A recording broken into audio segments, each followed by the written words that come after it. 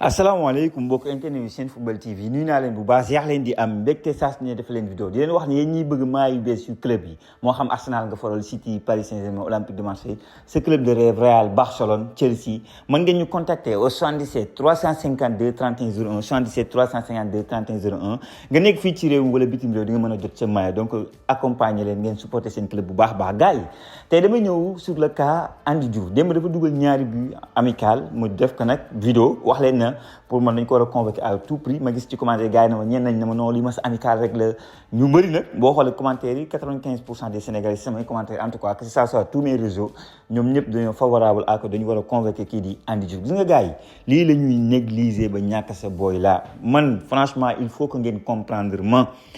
mooy temps corona laa def ci moom vidéo Andy Diouf je me rappelle bien vidéo bi muy fii donc bu muy soog a ñëw ren noonu di soog signer contrat donc man li ma bëgg mooy que vidéo yi ma def yëpp mu servir à quelque chose. gis nga nit lépp lu mu nekk bëgg na mu sotti maanaam li ma doon di wax noonu ay vidéo pendant des années et des années imagine de 2021 jusqu'en 2026 ngay wax benn jour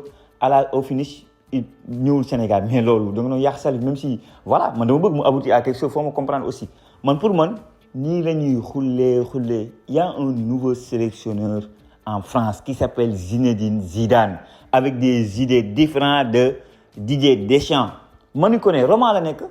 mais kii Inter de Milan la nekk entre Roma et Inter de Milan on sait que en Italie jamono bi c'est Inter moo fa teg tànk c'est eux Inter moo jël championnat yi Inter moo dem finale Ligue des Champions récemment yàggul noonu xam nga donc Inter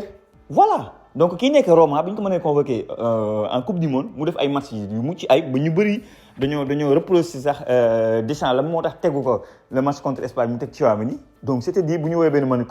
Manu Koné autant pour moi mën nañu woo benn Andy Diouf et de passage Manu Koné sax yaa am sénégalaise la bref mais pour man Andy Diouf sa famille bëgg na mu ñëw Sénégal sa famille au Sénégal bëgg nañu mu ñëw Sénégal ak grand frère am il a porté le maillot de l'équipe nationale du Sénégal local ñu bokk ndey ak baay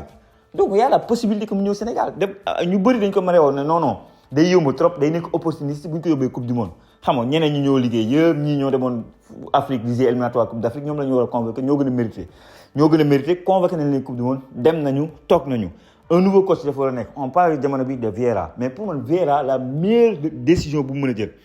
mooy woo Andy Diouf on a besoin de lui gis nga nit jël rëy lu man maay Sénégal gagné naa coupe d'Afrique sans Andy Diouf et tout mais à un moment donné il y a une nouvelle génération bu war a téye suñu équipe bi un gars négé il va pas rester là tout le temps le gars yéen a ngi gis dem na Arabie Saoudite je ne dis pas qu'il n'a pas encore le niveau il a le niveau pour jouer les Mozambique les Zambie les équipes yi xamante ne nekk nañ fii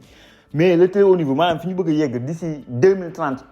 Andy Diouf il a 23 ans 2003 la judd xale bu ndaw la na concurrence bi tar na ñoom Bara Sapoko Ndiaye Lamine Camara Pape ñoom ñëpp Habib Diarra ñu ñëw ñu concurrencer et kii c'est un profil différent des profils yi nga am certes c'est un gaucher comme Pape Gueye mais différent de football moi Pape Gueye ndiroo ñu jeu similaire ñu ndiroo ñu ñuy footballer kii il se projette beaucoup plus vite que Pape Gueye peut-être yor na benn lourd frappe mën na alterner jeu court jeu long loolu moom c'est clair pour Pape Gueye franchement nekk na beneen dimension mais à côté de ça t'as un Andy Diouf boo xamante ne il peut faire ce que Habib Diarra peut faire ba pare il a moins de déchets techniques que Habib Diarra il est moins brouillon que Habib Diarra on l'a vu gis nañ ko championnat France kii mënuñu nax gis nañ ko championnat France ren tuuti à Lens surtout Bâle gis nañ ko des matchs de Europa League des Champions quelque chose comme ça mais surtout à Lens on a vu ce qu'il est capable de faire en termes de projection le gars il est énorme tey jii bu commencé taxaw fële di dugal ay frappe de loin yu rafet pour mën t'as besoin de lui nekk fii nag di xoole ba Zinedine Zidane woo ko suba man béttu ma maanaam Zidane ñëw woo benn Andy Diouf du scandale xam nga nag vous lisez les mêmes articles que je lis je sais pas est-ce que les mêmes articles yi may lire moom ngeen lire les articles français je veux dire maanaam moo xam foot mercato la moo xam yeneen taskatu xibaar yi wax yu wàllum football donc moo xam de l'équipe la wala leneen mais bu ñu waxee prestation yi le français il commence à s'améliorer hein il est bon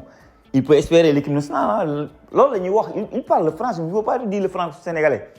parce que France amuñu là où la bas blesse en équipe de France fi nga xamante dañ fa am problème dëgg le secteur où France fa am problème c'est le milieu terrain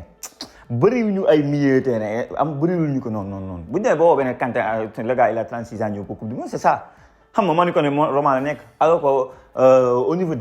l'attaque par exemple Olise Cherki foofu attaque ba non ay ndaanaan dëgg lañ fa yor mais France milieu terrain dafa am problème et Zidane nag dinañu xullee laa la wax nekk fii nekk si dof-doflu ba Zidane jóge fële na la ña coppet joueur bi yóbbu équipe de France liste bu bees idée yu bees stratégie bu bees donc boo amee un joueur il est français il a 23 ans il joue à l'Inter de Milan mais ça te parle nga yaakaar ne gars yi bu ñu ñëwee di def liste nu muy demee dañuy teg les meilleurs français yi fi nekk nii mooy la dernière coupe du monde bi teg ñi xamante ne war nañu mën a ñëw instant que moo war a mën a ñëw ku dul booy bii nii amul foofa nag am na temps mu naan woo mu Milan il joue pas amuñu milieu terrain du ñoo am problème milieu terrain donc yow bu amee le joueur kañ bëgg na ñëw Sénégal def na interview wax ci Sénégal Inter xam nga te loolu c'était même avant la coupe du monde waa Inter ñoo ko yéex a dugal waa Inter peut-être dañ ko bëggoon campagne pour mu dem ñu convaincre que pour man il est temps léegi nag ñi di poser question est-ce qu'il veut venir mais il veut venir il veut jouer pour le Sénégal loolu lu am la c'est que appel bi moo amul appel bi dem toog woo ko convaincre que nag dama la soxla dama la bëgg pour Sénégal loolu moo amul je ne dis pas que nag dañu ñii nekk fi dañoo nii la parce que franchement nos milieux terrain ils ont des qualités énormes le Bara Sapoko Ndiaye là c'est une pépite pour man c'est pas pour rien benn waa Bayern Munich compagnie sonn na si rey boppam ba mu signé 5 ans du côté de Bayern Munich c'est parce qu'il a quelque chose il a du talent am na lu mu mën quoi am na lu mu mën loolu kenn du ko weddi c'est indéniable maintenant les Lamine Camara j'attends plus de voir dama amoon franchement surprise si coupe du monde bi j'attendais mieux de Lamine Camara de Pape Matar de tous ces heures là Pape Gueye il est venu blessé mais quand même gérer na muy gérer laxasal na donc gars yi lii alerte la parce que ma toogaat ma science quoi ma ne man il faut que ma science est-ce que Zidane est-ce que mën na ko woo ou pas ma ba toog ma posé wu la question ma def benn liste des meilleurs français yoo xamante ne Zidane war na leen mën a convoquer qui sont dans les plus grands clubs actuellement en Europe mais Andy Diouf fait partie des meilleurs yu nekk si équipe yu mag parce que benn Tchouaméni mu ngi Real Madrid c'est vrai nangu naa ak Camavinga ak yooyu noonu benn Rabiot Roma la ne fii la nekk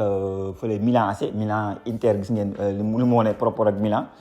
donc nga gis après le reste c'est le néant total c'est vrai qu'en attaque ils ont plusieurs joueurs en attaque mais au milieu de terrain ils n'ont pas des joueurs yu nekk Barcelone Bayern Munich maa ñi nekk si équipe yi gën a mag ci àddina xam nga équipe yi xam nga ñoom la ñuy tuddal si football mondial amuñu si quoi xam nga donc frère Thuram bi lañ fi daan woo bon il a baissé le niveau un peu mooy ancien joueur de Nice là mooy frère Thuram benn bi xam nga donc maintenant sinon ils n'ont pas assez de milieu de terrain ba tax na man à la place de Vieira parce que moom la ñu wax ne jamono bi moom la ñu discuter même si le plan mais ñooy wax ne Omar Daf la man à la place des fédéraux déjà même avant d'avoir mon entraîneur déjà damay jël la température moi je vais me déplacer moo xam fa la ñu nekk pré-saison Italie lañ nekk feneen lañ nekk je prends le kii toog wax ak moom ne ko booy voilà ñu ngi nekk nii di waxtaan ak un nouveau coach déjà mais tu en fais partie des idées yu ñu la bëgg a teg dañ la bëgg a andi comme ça qu'est-ce que tu en penses tu es toujours pour la France da nga bëgg ñëw Sénégal et tout il y a un nouveau projet gis nañ la si quoi et pour man un Vieira ce sera très intéressant mu mën ko déjà c'est un ancien joueur de l'équipe de France né au Sénégal joueur de l'Inter bu leen fàttali ne jaar na Inter donc pour le convoquer et boole si projet ce sera lu mën a nekk la quoi ce sera pas difficile mu convaincre en tout cas les vidéos alerte la vidéo wax ne on doit convoquer ce jour là il a am na talent te war nañ ko mën a jox chance am mu ñëw en équipe nationale du Sénégal démb bii mu dugal gars yi c'est extraordinaire c'est un autre level et je pense que cette saison il va tout casser loolu moom gars yi ba yow ngeen xam que cette saison c'est la saison d'Andy Diouf maa ngi gis nag gars yi naan piston mais même les supporters de l'Inter xam naa yéen a ngi leen suivre sur les réseaux ils te disent Andy Diouf c'est voilà il doit avoir plus de temps de jeu et cette année bu ñu ko joxee confiance il dina adapté wu sur le jeu italien déjà il a fait année bi passée nii déjà donc il va bien s'adapter et il va montrer tout l'étendue de son talent donc en équipe nationale du Sénégal pour moi on doit l'appeler à tout prix toog fi nag di xulee ba Zidane trawli suñu jour bi nag loolu kon du ñu ko teg ñoo koy teg suñu bopp donc mbokk yi mu ne ko vidéo bi ci commentaire wax leen ma seen xalaat ak seen gis dem suñu yeneen plateforme yi dooleel ñu moo xam TikTok la moo xam Instagram la boo leen tapé Senfootball TV incha allah di ngeen gis suñu logo bi jaajëfal naa leen wax leen ba beneen su Senfootball TV